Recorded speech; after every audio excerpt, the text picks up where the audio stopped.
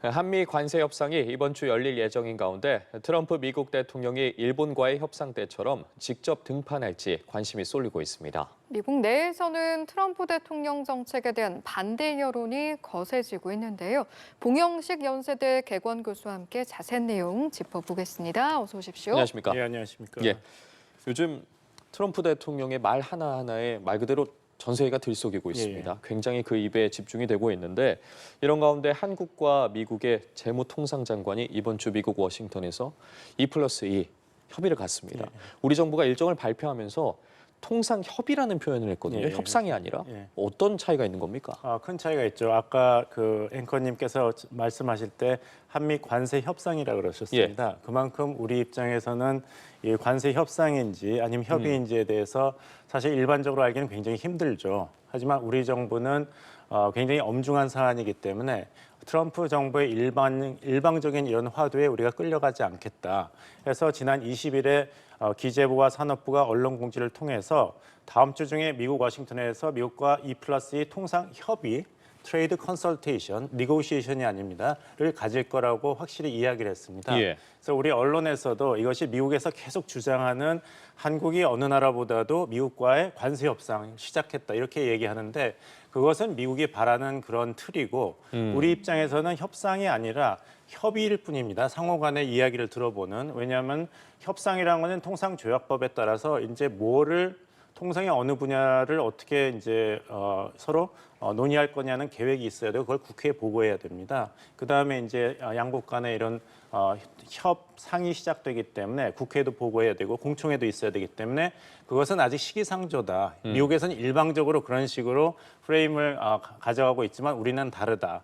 왜냐하면 우리는 급하지 않고 최상목 부총리가 얘기했듯이 준비하는 것은 중요하지만 전혀 서두르지 않는다. 신중하게 하고 있고 무엇보다 국익이 중요하고 그렇지만 새 정부 틀에서도 계속 협상을 해야 되니까 이런 경험과 소통을 하는 거 중요하기 때문에 우리가 하는 것이다. 접촉을 하는 것이라는 얘기를 하면서 최종적인 결정은 새 정부에서 하면 된다고 이야기했습니다. 이게 굉장히 중요한 것이 이런 관세 유예가 90일 아니겠습니까? 7월 초까지인데 우리 대통령이 새로 6월 3일에 선출이 됩니다.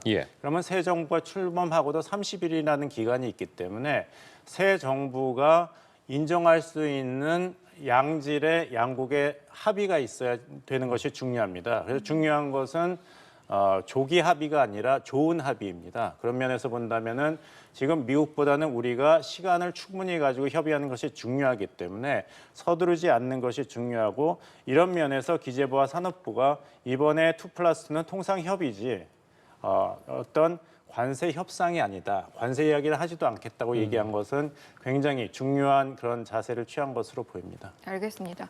자, 그렇다면 이번에 협상이 아닌 협의라고 하더라도 이제 좋은 협상을 낳기 위한 좋은 협의로 가기 위한 길은 또 있을 것 같습니다. 그러면 그 길을 우리가 걷기 위해서 우리에게 좀 유리한 카드를 헤아려 본다면 어떤 것들이 있을까요? 지금 나오는 얘기가 뭐 조선업과 알래스카 LNG 개발이라는 이야기를 하는데요. 이게 맞으면서도 틀립니다. 조선업은 우리가 그 유리한 카드를 쥐고 있는 것이 분명합니다. 왜냐하면 미국이 이제 트럼프 대통령이 이런 관세 폭탄 정책을 취한 이유도 그것인데 제조업이 몰락하면서 미국의 GDP에서 제조업 분야가 차지하는 게 9%로 쪼그라들었습니다. 그러니까 미국에서 이제 군함 건조를 해야지 이 태평양, 인도양에서 중국의 그 군사적인 부상을 효과적으로 막을 수 있는데 그런 여력이 안 되기 때문에 조선업 강자인 한국에게 이런 러브콜을 보내는 것이죠. 하지만 LNG 개발은 다른 이야기입니다. 이것은 간단히 이야기하자면 트럼프 대통령이 개인적으로 추구하는 그런 아젠다에 불과하기 때문에 우리는 너무 서두르지 말고 미국 의회가 과연 이것과 관련된 법안을 어떤 것을 통과시키는가를 보고 미국이 대통령실뿐만 아니라 의회도 그리고 산업체도 어떻게 가는가를 보고 나서 결정하는 것이 중요합니다. 왜냐하면 알래스카에서 LNG 개발한다는 것은 사실 굉장한 많은 리스크가 있는 그런 사업이기 때문에 적어도 5년에서 7년 정도, 왜냐하면 그 빙하가 흘러나오면서 그 유조선에 이제 타격이 갈 수 있기 때문에 굉장한 리스크가 있는 사업이기 때문에 우리가 사업 타당성을 정말 신중하고 철저하게 검토한 다음에 그 다음에 미국 정부가 백악관뿐만 아니라 의회에서도 어떤 그런 도움을 주는 패키지가 있는가를 본 다음에 결정해도 늦지 않습니까? 여기에 너무 우리가 서두르고 LNG 개발에 우리가 참여한다고 선언하면은 트럼프 정부가 우리에게 호혜를 베풀 것이라는 것은 굉장히 순진한 생각입니다. 예. 트럼프 대통령은 자기 책에서도 얘기하지만 자기는 윈민을 믿지 않는다고 얘기했습니다. 윈민이라는 것은 정말 바보 같은 이야기다. 100% 승리할 수 있는데 왜 상대방에게 조금이라도 남겨놓는가? 100% 승리를 해야 된다. 이런 얘기를 했거든요. 그래서 윈민이라는 얘기를 하는 것은 오히려 굉장히 순진한 협상 전략이다. 그런 면에서 본다면 이번에 파이낸셜 타임즈와 인터뷰한 한덕수 총리의 이야기가 굉장히 우려가 됩니다. 왜냐하면은 미국과의 지난 관계를 잘 지낸 것, 특히 한미동맹이 중요하다. 그렇기 때문에 그런 호의적인 그런 관계를 유지하는 차원에서 협상을 하겠다고 했는데 그게 일부는 맞지만 전반적인 이야기에서는 오류가 있는 것이 지금 2025년에 출범한 미국 우선주의와 관세 폭탄 정책을 구사하는 트럼프 2기가 지난 80년 동안 우리와 협력했던 같은 미국이 아닙니다. 지난 80년 동안 우리나라의 안보와 경제 성장에 도움을 줬던 것은 예전에 미국이 추구했던 자유주의적인 국제 안보 질서와 자유무역 질서 아니겠습니까? 그것을 미국이 복원하고 강화시키는데 한국의 도움이 필요하다 그러면 우리가 80년 동안 우리에게 도움을 주었던 그 체제의 복원과 강화를 위해서 협력을 해야겠죠. 네. 하지만 중상주의와 이런 압박을 구사하는 미국에 대해서 우리가 그냥 간다는 것은 사실 우리의 성공 요인을 스스로 부인하는 자충수가 됩니다. 따라서 우리는 미국이라면 다 도와준다는 달을 가르치는 손가락만 볼 것이 아니라 달을 봐야 됩니다.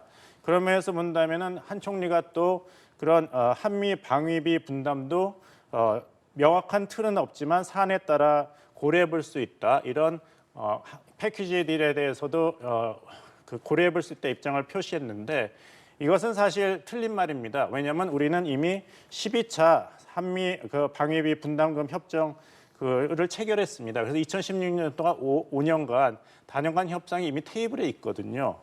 그래서 2025년 대비 2016년엔 8.3% 인상한 1조 512원 그리고 이후에는 연간 인상률을 소비자 물가지수와 연동하는 지난번에 굉장히 12차에서 성공적인 결과를 끌어냈습니다. 따라서 한 총리의 발언에 대해서 이것이 잘못됐다는 얘기를 외교부에서라도 이야기하는 것이 굉장히 중요하고 이 얘기를 왜 드리냐면 시청자분께서는 아니 지금 국가 위기 사태에서 민관과 정부 부처가 똘똘 뭉쳐서 미국을 상대해도 모자랄 텐데 왜 이렇게 발목을 잡는 얘기를 하느냐 이렇게 얘기하신 분이 분명히 계실 것입니다. 하지만 미국과의 협상 틀에서 본다면 한덕수 총리가 전권을 행사하지 못한다.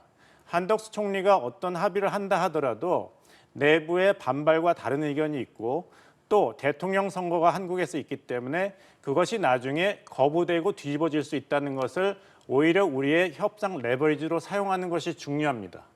예. 결정할 수 없다는 것. 한덕수 총리조차도 다음 정부에서 인정할 정도로 좋은 합의를 미국과 끌어내야지 이 합의가 결국에는 결과로 나온다는 것을 미국 측이 인지할 때 앞에서 나와서 협상을 하는 우리의 최상목 부총리라든지 안덕근 장관의 그런 협상력이 오히려 높아집니다. 근데 한 사람을 통해서 조기 타결하면 끝난다는 그런 시그널을 미국에 준다면은 우리가 가지고 있는 장점, 즉 30일간의 그런 시간적 여유가 있지 않습니까? 대선과 상호 관세 유예가 끝나는 지점, 그것을 우리가 충분히 활용하지 못하는 우를 범하게 되고 또 원칙적으로 이 권한 대행이 앞으로 단연간 우리 경제에 큰 영향을 미칠 수 있는 결정을 다음 정부가 출범하는데도 불구하고 조기에 합의한다면 그 타당한 이유가 충분히 있어야 됩니다. 그래서 우리 정부를 대표해서 미국과 협상하는 대표들이 함부로 우리는 협상할 수가 없다. 그리고 일찍 협상할 수가 없다는 것을 내세우는 것이 오히려 우리의 협상을 높이는 데 도움이 됩니다.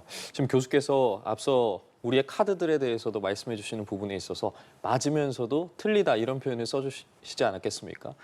참 어렵습니다. 네, 그렇기 때문에 관련한 부분들이 참 신경 쓸 부분도 많은데 그래서 답안지라도 있었으면 좋겠는데 답안지가 있습니다. 예. 다행인 것이 우리나라만 관세 폭탄을 맞은 것이 아니라 80개국이 맞았지 않습니까? 관세 유예 기간이 이제 80일밖에 남지 않았기 때문에 물리적으로 미국이 굉장히 급합니다. 그래서 시간을 기다릴수록 나중에 가서는 이 관세 폭탄 처리를 해야 되는 급박한 상황이 있을 것이고 중국과도 빨리 대화를 시작해야 될 것이기 때문에 우리가 급하지는 않다는 말씀을 드리겠고 또 하나 답안이랄까의 참고 자료는 일본입니다. 예. 일본 총리와 외무상 그리고 경제재생상이 이번에 트럼프 정부와 1차 접촉을 하고 한 이야기를 들으면은 우리가 배우고 그 응용할 부분이 많습니다. 트럼프 대통령과 만났던 아카자와 류세이 경제재생상이 뭐라 그랬냐면 이번 협상에서 미국의 관세 조치가 지극히 유감이라는 점을 표명하고 관세 정책의 재검토를 요구했다고 했습니다. 일본 국익수의 가장 적절하고 효과적인 결과를 우선시하는 데 최선을 다했다 했고 이시바 총리도 조기 합의를 위해서 큰 양보를 할 의사가 없다 그러고 우리와 관련된 방위비 분담 협정도 일본이 관련이 돼 있지 않습니까? 예. 거기에 대해서 트럼프 정부는 이렇게 원스톱을 선호하는 것을 표현했지만 이시바 총리가 뭐라 그랬냐면은 안보와 무역을 묶는 것은 사리에 맞지 않는다. 그리고 다케시 이와야 외상도 안보 문제는 관세 협상과 다른 트랙의 이야기다. 또 이와야 외상이 일본 정부에 의한 일련의 관세 조치는 무역 제한 조치라고 말해도 좋을 것이라고 아주 각을 세웠습니다. 그러니까 트럼프 대통령은 일본과의 무역 적자를 제로로 만들고 싶다 이렇게 강한 입장을 보였지만 여기에 대해서 이시바 내각도 지난번에 트럼프 대통령과 정상회담을 했지만 이번에는 굉장히 원칙에 입각한 강한 자세를 보이고 있습니다. 그래서 전면 재검토를 요청한다. 일본에 대한 이 보편 관세 10%와 그다음에 상호 관세 24%. 다 예. 일본에 대해서 일본 무역 흑자를 0%를 만들고 싶다면 트럼프 정부가 먼저 우리에게 던진 관세 폭탄을 제로로 만들고 방위 분담도 카드로 사용해서는 안 된다는 강한 입장을 보이고 있기 때문에 우리가 혼자가 아니라는 점, 일본 정부의 이런 협상의 모습을 가지고 우리가 적절히 참고를 한다면 우리에게 도움이 되는 정답은 아니더라도 참고 자료가 있다 말씀드리겠습니다. 네, 그럼 지금까지 말씀해 주신 내용을 봤을 때 그리고 참고 자료를 많이 볼 시간이 또 필요하겠지 않습니까? 그러면 우리는 결국에는 시간 조절을 굉장히 잘하는 게 중요하겠다 그런 결론에 이르러도 되는 겁니까? 그렇습니다. 우리가 이제 국정 공백이 있다는 게 국내 정치로는 굉장한 불안 요소지만 이 미국과의 협상에 있어서는 굉장히 행운입니다. 우리가 결정할 수가 없다. 다음 정부가 이제 들어오는데 그다음에 30일간의 대통령 선거 결과와 관세 유예 끝나는 기간인데 그때 새 정부가 재검토할 충분한 시간이 있기 때문에 지금은 서로가 솔직하고 정확한 정보와 의견을 교환하는 것이 중요하다는 얘기를 우리 협상 대표가 충분히 할 수 있습니다. 급한 것이 없기 때문에 네. 우리에게는 오히려 유리하게 작용할 수가 있다.